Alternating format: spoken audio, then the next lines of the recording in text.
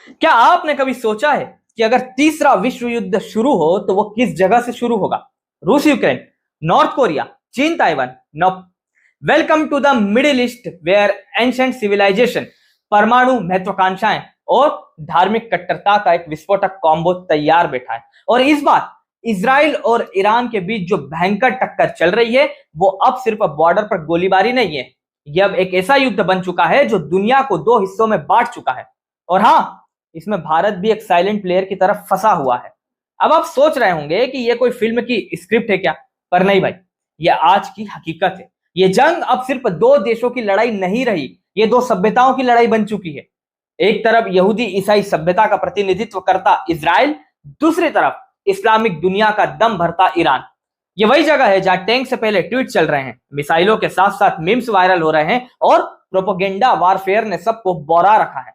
आपने सुना होगा, जब दो हाथियों की लड़ाई होती है तो घास कुचली जाती है, लेकिन इस बार मामला हाथियों का नहीं है।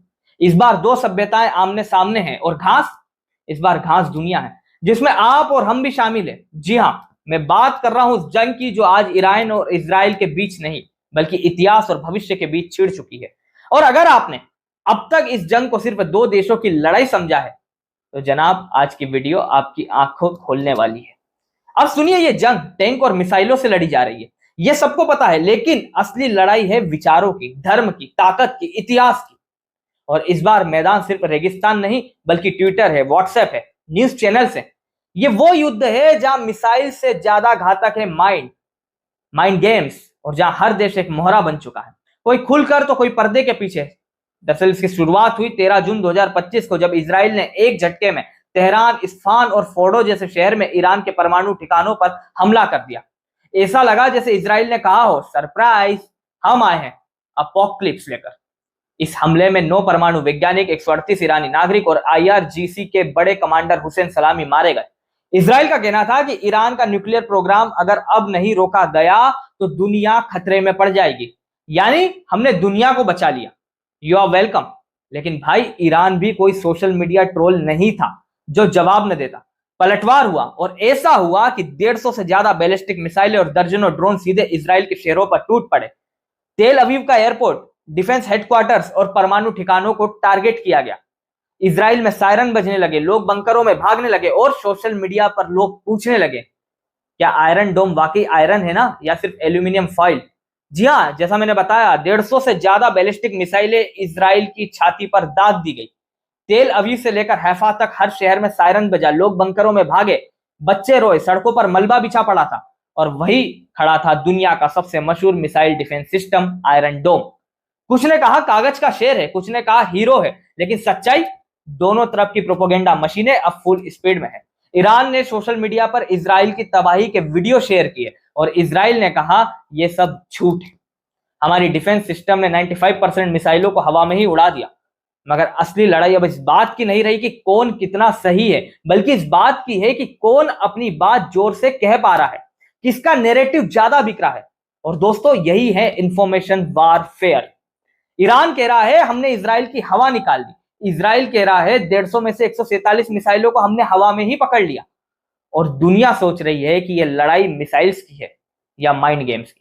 इधर इसराइल कहता है हमारे शहर सुरक्षित है, उधर ईरान हर रोज नई तस्वीरें डाल रहा है जिसमें मलबा ही मलबा है। मतलब अब ये लड़ाई सिर्फ मिसाइलों की नहीं है, ये भी तय करने की है कि किसका प्रोपोगेंडा ज्यादा असरदार है। अब सवाल यह है कि कौन ज्यादा ताकतवर है। तो चलिए थोड़ा मेगा मुकाबला हो जाए। इसराइल के पास है एडवांस एयरफोर्स, आयरन डोम, साइबर इंटेलिजेंस और सबसे जरूरी मौसाद, जो ईरान के साइंटिस्ट को जल्द से जल्द खोज निकालता है। माना जाता है कि उनके पास न्यूक्लियर वेपन भी है, हालांकि उन्होंने कभी कहा नहीं, बस सबको वाइब्स मिलती है।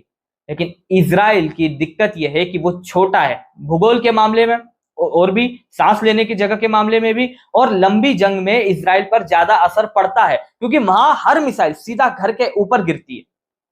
दूसरी तरफ अगर ईरान की बात करें तो ईरान के पास है लंबी दूरी की मिसाइलें, तेजी से उभरती हुई ड्रोन टेक्नोलॉजी और सबसे बड़ा ट्रम्प कार्ड उसका प्रॉक्सी नेटवर्क।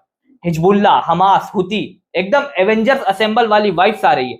भले ही ईरान की वायुसेना थोड़ी लो बजट फिल्म जैसी हो, लेकिन उसके अंडरग्राउंड ठिकानों तक पहुंचना मुश्किल है। और ईरान का तो कहना है हमारे पास जज्बा है, जिगर है और एक लंबी जंग लड़ने का पेशेंस भी। अब थोड़ा हम इतिहास में जाए तो इन दोनों का झगड़ा 1979 से शुरू हुआ, जब ईरान में इस्लामिक क्रांति हुई और आयतुल्लाह खुमैनी ने इजराइल को नक्शे से मिटा देने लायक दुश्मन घोषित कर दिया। उसके बाद से हिजबुल्लाह को फंडिंग, फिलिस्तीनी समूहों को हथियार और इजराइल के खिलाफ लगातार बैकडोर वार्स चलाए गए। इजराइल भी चुप नहीं बैठा। 2020-21 में मोसाद ने कई ईरानी वैज्ञानिकों को ठिकाने लगा दिया। 2023 और 24 में भी माहौल इतना गर्म था कि अब जो जंग छिप छिप कर हो रही थी वो सीधा टीवी चैनलों के प्राइम टाइम में घुस गई है। अब सवाल उठता है कि कौन किसके साथ खड़ा है। इजराइल के पीछे अमेरिका और अमेरिका के पीछे है खैर दुनिया की पूरी पीआर मशीनरी। अमेरिका उसे हथियार देता है, इंटेलिजेंस देता है और यूएन में जब भी कोई बोलता है इजराइल गलत है तो अमेरिका कहता है सॉरी वीटो। वही नाटो देश भी धीरे धीरे लाइन में लग गए हैं। ब्रिटेन, फ्रांस, जर्मनी सब इजराइल के साथ हैं और सऊदी, यूएई जैसे अरब देश भी जो शिया ईरान से खफा रहते हैं वो भी पीछे से इजराइल को सपोर्ट कर रहे हैं। ईरान के पास है रूस, जी हाँ, S-300 मिसाइल सिस्टम वाला रूस, और चीन जो पेट्रोल डीजल की फाइनेंसिंग कर रहा है। साथ ही प्रॉक्सी सेना जो ईरान के इशारों पर इजराइल को चारों तरफ से घेरे हुए है।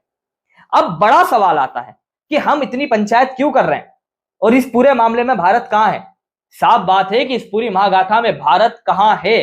तो देखिए, भारत दोनों का दोस्त है, एकदम दूसरे के बर्थडे में भी शामिल और इस वाले में भी केक कटवाया वाला दोस्त। इजराइल से डिफेंस पार्टनरशिप है, स्पाइक मिसाइल, ड्रोन वगैरह लेता है। वहीं ईरान से तेल और चाबहार बंदरगाह का गेम चल रहा है। लेकिन अब ये बैलेंसिंग एक्ट मुश्किल हो रहा है क्योंकि भारत के अंदर भी सोशल मीडिया पर लोग दो हिस्सों में बंट गए हैं। कुछ इजराइल को सपोर्ट कर रहे हैं, कुछ ईरान को, और इससे वैचारिक लड़ाई का माहौल बन रहा है। पर भारत को असली टेंशन है 4 बातों से। पहला, तेल महंगा हो जाएगा। 80% क्रूड ऑयल खाड़ी देशों से आता है। युद्ध का मतलब है तेल संकट, पेट्रोल डीजल महंगे और फिर ऑटो वाले कट जा बेटा पहले फुल टैंक करवा वाला रेट लेंगे। दूसरा, खाड़ी में करीब 22 लाख भारतीय रहते हैं। अगर युद्ध बड़ा हुआ तो उनकी सुरक्षा चुनौती होगी। तीसरा, आर्थिक नुकसान, $100 अरब से ज्यादा का व्यापार ठप पड़ सकता है। और चौथा, कूटनीतिक संतुलन बिगड़ने का खतरा। भारत दोनों देशों के साथ रिश्ते रखना चाहता है, लेकिन कोई भी एक पक्ष नाराज हुआ तो भारत के लिए मुश्किल खड़ी हो जाएगी। तो बड़ा सवाल, क्या ये जंग वर्ल्ड वॉर 3 की शुरुआत है? देखिए, अब तक की सारी शर्तें पूरी हो रही है। धर्म, ताकत, परमाणु, प्रॉक्सी विचारधारा, ग्लोबल पावर सब घुस रहे हैं और सब घुस चुके हैं मैदान में। लेकिन हमें यह भी समझना होगा कि इस आग को बुझाना उतना ही जरूरी है जितना दुनिया को बचाना। वरना आज जो रेगिस्तान में सुलग रहा है, कल वो दिल्ली, न्यूयॉर्क और लंदन तक को झुलसा सकता है। सिर्फ इतना ही नहीं, भारत के 22 लाख लोग खाड़ी देशों में काम करते हैं। युद्ध बढ़ा तो 1991 जैसी स्थिति बन सकती है, जब हमें एयरलिफ्ट करना पड़ा था अपने लोगों को। और अब बात करते हैं घरेलू असर की। भारत में भी इस युद्ध को लेकर राय बटी हुई है। कुछ लोग इजराइल के साथ है, कुछ ईरान के साथ है। सोशल मीडिया पर बहस हो रही है, भावनाएं उबल रही है और ऐसे में भारत सरकार के लिए तटस्थ रहना आसान नहीं रहेगा।